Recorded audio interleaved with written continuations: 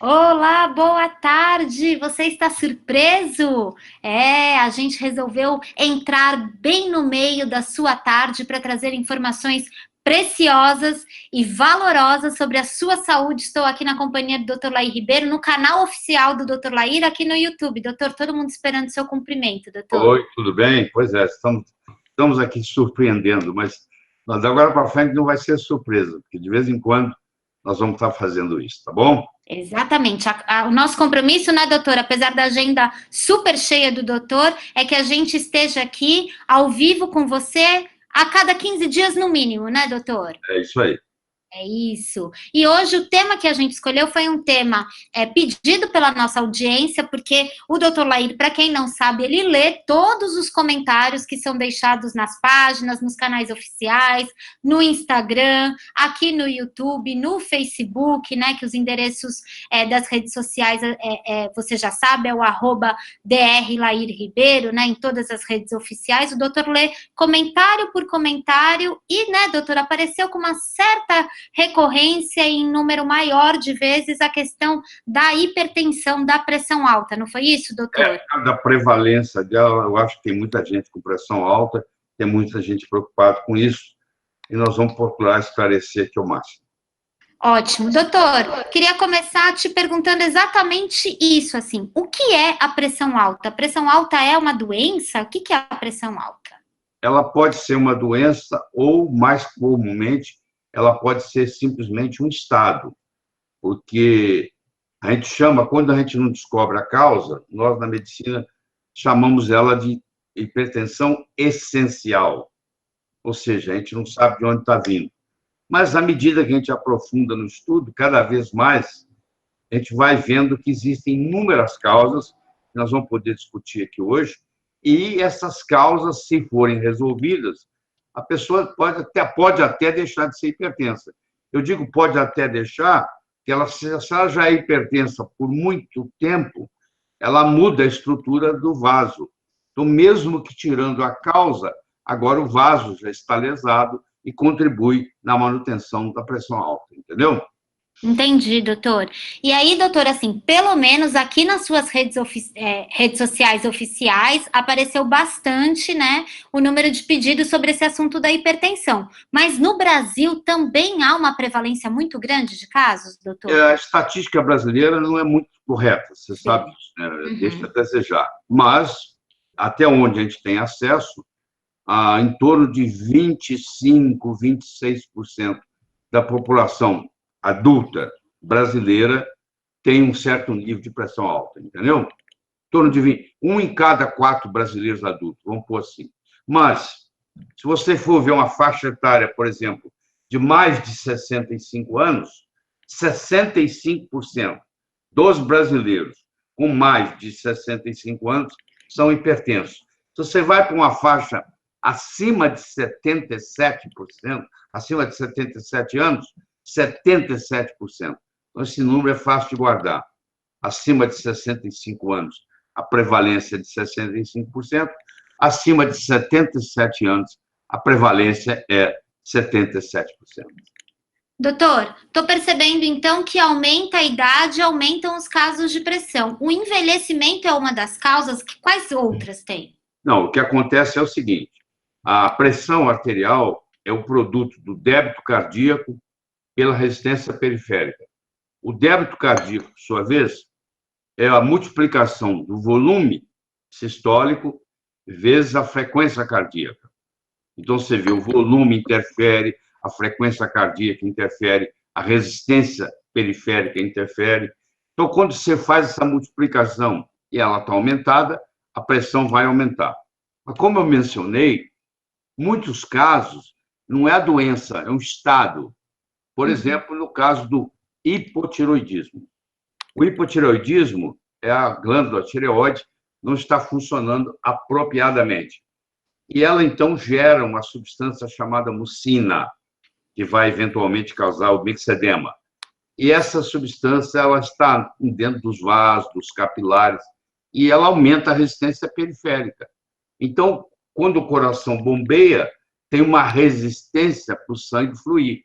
E esse aumento de resistência causa um aumento de pressão alta. um aumento de pressão, vai causar pressão alta. Só que é muito perigoso você tratar uma pressão alta num paciente com hipotiroidismo, porque se a causa é hipotiroidismo, o tratamento para essa pressão alta é tratar o hipotiroidismo. Porque se eu não trato o hipotiroidismo, mas baixo a pressão, eu vou ter uma dificuldade de perfusão do sangue chegar até a periferia. Isso é uma causa. Deixa eu ir para a segunda causa. A segunda causa é a resistência insulínica. É o paciente que é diabético. É muito comum o paciente diabético também ser hipertenso e também ser obeso. Esse paciente diabético que tem a resistência insulínica aumentada, a resistência insulínica faz ter mais insulina. Insulina retém sódio, sódio retém água, retenção de água aumenta o volume sanguíneo, aumenta o volume sanguíneo, aumenta o volume sistólico, aumenta o volume sistólico, aumenta a pressão, entendeu? Outra causa interessante e muito comum é a deficiência do magnésio. Nós vamos poder discutir em mais profundidade ainda nessa apresentação. Mas o magnésio é um potente relaxante vascular. E quando eu tenho falta de magnésio, que nós vamos discutir depois, você tem uma constrição dos vasos. Isso aumenta a resistência periférica, isso aumenta a pressão. Se eu tenho uma deficiência de magnésio e tenho pressão alta por isso, e eu trato essa deficiência de magnésio, a tendência é a pressão normalizar.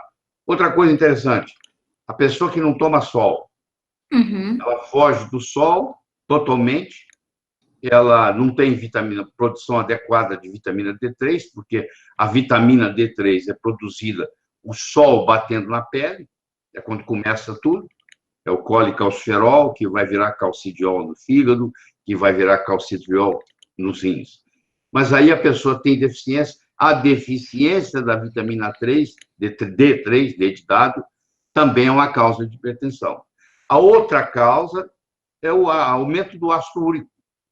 Então, se eu tiver o ácido úrico demais, esse ácido úrico vai inibir uma molécula muito potente e muito benéfica chamada óxido nítrico, que é o que mantém a vasodilatação das artérias, dos capilares, não tendo óxido nítrico suficiente, porque ele é inibido pelo ácido úrico.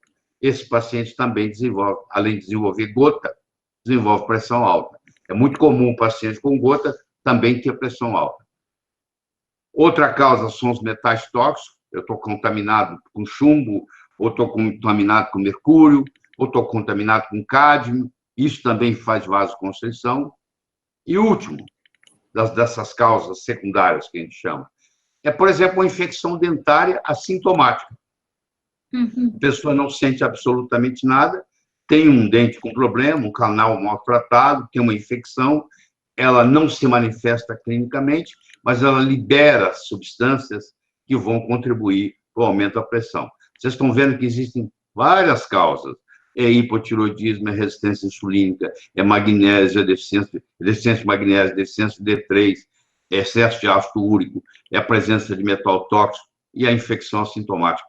Tudo isso pode levar. Ou pode haver uma combinação desses fatores também, né? Nada impede da pessoa ter um hipotiroidismo e ter um metal tóxico. Entendeu? Entendi, doutor. E o que ocorre também é que muitas pessoas relatam que mesmo tomando medicamento certinho, elas mantêm os níveis de pressão alterados, né? Nem todo mundo tem a pressão controlada. Eu diria que em torno de 40% dos pacientes sendo tratados ainda deixam a desejar. Tá? Os números não ficam como o médico gostaria que ficasse. E talvez um dos motivos seja esse, doutor, porque essas causas secundárias não são tratadas, doutor? Pode ser sim, as causas. Isso é uma coisa. A outra, que já é bem mais complexa, é o tipo de pressão alta que a pessoa tem. Porque, tirando essas causas aí, vamos falar da hipertensão que a gente chama de essencial. Certo. Foi um mecanismo dentro do corpo que criou. Ele tem 3 tipos diferentes, bem distintos, cujos medicamentos têm que ser diferentes. Você não pode tratar todo mundo igual. Então, por exemplo, você tem o paciente que o problema dele é excesso de volume, então esse vai se dar muito bem, por exemplo, com um diurético ou com bloqueadores de cálcio. Você tem aquele paciente que o sistema renina, angiotensina, aldosterona está ativado, então eu vou mexer nessa cascata, ou eu vou dar um inibidor de renina, ou vou bloquear o receptor da angiotensina 2, ou vou fazer um inibidor da ECA. 45% dos pacientes hipertensos essenciais, o mecanismo de ação é esse.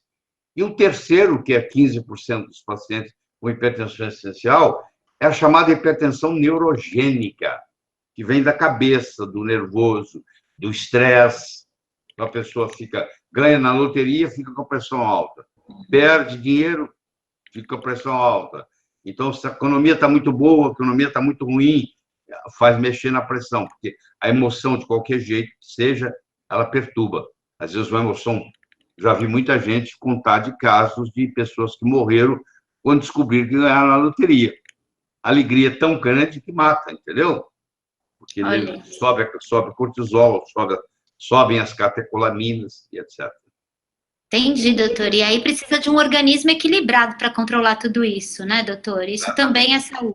Sim. Doutor, é isso que faz também que algumas pessoas relataram aqui, que quando elas vão ao médico, a pressão lá no consultório fica elevada, mas quando chega em casa não está tão alta, ou o contrário, isso também, mas principalmente quando vai no médico e a pressão lá dá uma pressão alterada, isso acontece? Isso é o mais comum. Existe caso onde a pressão está normal no médico e está aumentada em casa, mas isso é mais raro.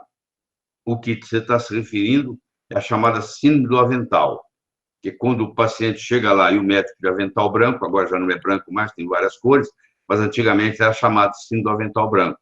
Isso tem muito a ver com o tempo que o médico dedica ao paciente, se o médico está com muita pressa, isso depende se tem conversa durante a medida da pressão. Quando você está medindo a pressão, você não pode conversar, porque quando você escuta, a pressão baixa. Quando você fala, a pressão sobe. Existe um reflexo. Então, enquanto eu estou falando, a minha pressão sobe um pouquinho. Às vezes, está sendo usado um manguito inadequado, a pessoa é muito obesa, tem um braço muito grosso, e o manguito não é um manguito de coxa, nesse caso tem que ser usado um manguito de coxa. Lá, muitas vezes, no consultório médico, é feita uma medida única, mede uma vez só, e o critério para medir pressão, você tem que medir 3 vezes, jogar a primeira fora, fazer uma média da segunda com a terceira, e, às vezes, o esvaziamento é muito rápido. Então, o médico calculou, deixou correr rápido demais. Também dá erro na medição, entendeu? Então, tem vários fatores que contribuem. Por isso que eu sou a favor de que esse controle de pressão tinha que ser feito em casa. É ensinar o paciente, ensinar ele que aparelho comprar, como é que ele deve medir, quantas vezes por semana, e etc. Entendi, doutor. Para que o paciente consiga fazer essa medição em casa, para que ele tenha o número real. E existe alguma dica que a gente pode dar para as pessoas, para elas medirem a pressão em casa, doutor? Primeiro, eu recomendo que ela não meça com esse aparelhinho que põe no punho. Ele não tem a acurácia necessária para fazer o controle. O ideal é o do manguito automático. Quer dizer, a pessoa não precisa entender de nada. O robozinho lá faz tudo, mas tem que ser com manguito. Ela tem que escolher, de preferência, o braço esquerdo, para ela poder manusear mais fácil. Ela tem que tirar a pressão sempre no mesmo braço. Ela tem que fazer isso 2 vezes por semana. Medir 3 vezes. Descartar a primeira medida. Pegar a segunda e a terceira, fazer uma média. E aí faz a média do mês. E aí leva para o médico. No último mês, a minha pressão foi essa. Ele fez uma média, sempre usando do mesmo jeito. Ótimo, doutor. E ter esse controle, saber como está a sua pressão, é importante também para a prevenção de AVC, que a gente chama de derrame, doutor? Como é que para se dá várias isso? coisas. Por exemplo, para você avaliar a influência do sal, por exemplo. Você quer saber se sal interfere. Só 30% dos hipertensos têm alguma sensibilidade ao sal. 70% não faria diferença nenhuma. Você pode descobrir se você é desse caso, porque se você mediu a pressão hoje direitinho, aí amanhã você mediu direitinho, igual o de hoje, aí você come sal e depois da manhã ela está aumentada, e depois você para o sal, ela cai. Ou não precisa ser só sal, pode ser álcool. O próprio paciente sabe, se ele tomar uma taça de vinho, se vai aumentar, baixar a pressão dele. Ou café. Isso que eu ia perguntar. O café muito me interessa, porque eu tomo bastante café, doutor. Sim. O segredo do café é o seguinte: você tem que determinar geneticamente, eu já fiz o exame em mim, se você é um metabolizador rápido ou um metabolizador lento de café. Se você é um metabolizador rápido, você não precisa se preocupar, porque a cafeína vai ficar muito pouco tempo no seu corpo. Se você é um metabolizador lento, a história muda. Porque se você tomar muito café, acumula. Aí a pressão pode aumentar em função do café. Entendeu? E tem muitos medicamentos também que aumentam a pressão. Por exemplo, os medicamentos, os anti-inflamatórios, por exemplo, aumentam a pressão. É mesmo, doutor? Tem muito paciente que é sensível a anti-inflamatório, está tomando um anti-inflamatório e não consegue controlar a pressão, não sabe por quê. É porque está tomando aquele remédio. Doutor, mas eu quero voltar só um pouquinho em algo que você falou, porque imediatamente quando o senhor falou, a minha avó já me mandou aqui uma mensagem que ela disse: doutor Lair disse que só 30% das pessoas são sensíveis ao sal, então o sal não é o causador absoluto da pressão? Doutor, explica para minha avó e para todo mundo. Eu diria que até menos de 30% são sensíveis ao cloreto de sódio. Porque o sal, lá onde ele está, na mina, ele tem 82 minerais. Dependendo do sal, tá? Tem sal que chega até 90 minerais. Por exemplo, o sal do Mar Celta tem 92 minerais, para você ter uma ideia. Então, você pode fazer espectrometria de massa do sal e determinar quais minerais ele tem. Então, o que a pessoa pega lá os 84 minerais e faz virar 2. Elimina 82. E só deixa o cloreto e o sódio, aí o cloreto de sódio, que é branquinho, bonitinho, é o sal de mesa. Só que para chegar aí, precisou de detergente, precisou uma série de coisas. Então, tem resíduos ali que vão prejudicar. O que estou querendo dizer é que existe uma diferença muito grande entre o sal refinado e o sal integral. Às vezes, o sal refinado te faz mal. Dificilmente o sal integral vai te fazer mal. Você pode usar o sal integral do mar. A costa brasileira tem muito sal bom, tem muitas empresas boas no Brasil, eu não vou falar nome de nenhuma, mas tem muitas. Você pode usar o sal do Mar Celta, que é conhecido no mundo inteiro como um dos melhores, e você pode usar até o sal rosa do Himalaia. Tem muita conversa fiada na internet de quem não sabe. Eu recomendo que, para você falar de sal rosa do Himalaia, você devia de ler pelo menos uns 2 ou 3 livros que existem no Amazon.com sobre o assunto, para você entender, porque você me perguntar assim, o sal do Himalaia tem flúor? Tem, mas o flúor da natureza é 5.000 vezes menor do que o flúor da água da sua torneira de casa, pra você ter uma ideia, entendeu? O fato de ter flúor não significa que está fazendo mal, é quantidades ínfimas, muito pequenas. 5.000, eu fiz o cálculo, eu fiz a espectrometria de massa do sal rosa do Himalaia, fiz os cálculos eu mesmo, fui professor de matemática há muitos anos, então faço isso muito bem, e mostrei que a diferença entre a concentração de flúor no sal rosa do Himalaia e a concentração de flúor na água da torneira, a água da torneira na sua casa tem 5.000 vezes mais flúor do que o flúor contido no sal rosa do Himalaia, por exemplo. Nossa, doutor, então, se as pessoas fizerem uma simples substituição, né, entre o sal branco, que o senhor falou que tem todo esse processo aí para ele ficar branquinho desse jeito, pelo sal integral, elas já estão contribuindo para controlar a pressão delas, doutor? Algumas delas têm até problema, porque controla tanto que o remédio que está tomando começa a fazer mal e baixar a pressão demais. Pra você ter uma ideia, porque o sal integral, ele tem magnésio, que nós vamos discutir daqui a pouco, ele tem potássio. Então, quando eu tenho uma sudorese, quando eu estou suando, eu estou perdendo potássio, mas eu estou perdendo magnésio também. Então, quando eu faço sal integral, eu faço reposição de magnésio, eu faço reposição de potássio, entendeu? E com isso contribui para baixar a pressão. Doutor, a gente já está chegando aqui em 22 minutos dessa nossa conversa. O senhor falou para mim que a gente teria só 30 minutos e está todo mundo pedindo muito magnésio, porque o magnésio, ele realmente tem sido muito estudado, né, doutor? Não sei se com a dedicação que o assunto merece. Eu sei que o senhor se dedica a isso. O magnésio, ele pode ser um bom, vamos chamar, remédio natural para a pressão, doutor? Pode ser sim. Ele é um potente relaxante vascular, ele é um potente antiarrítmico, ele estimula, trata a insônia, porque ele estimula a produção de melatonina. Ele é muito interessante em pacientes com epilepsia, porque ele tem uma ação também anticonvulsivante. E o magnésio, nós estamos aqui por causa do magnésio, porque o magnésio surgiu lá 2,7 bilhões de anos atrás, quando surgiu o cloroplasto, que tem a capacidade de produzir a clorofila, que vai fazer a fotossíntese, vai tirar o gás carbônico do meio ambiente, vai jogar oxigênio. Foi quando começou a fase aeróbica do planeta Terra. Então, se não tivesse magnésio, não teria oxigênio. Nós não estaríamos aqui. Então, o magnésio é realmente o maestro de tudo isso. E ele é cofator em mais, alguns livros dizem mais de 500 enzimas no corpo. Alguns dizem 300.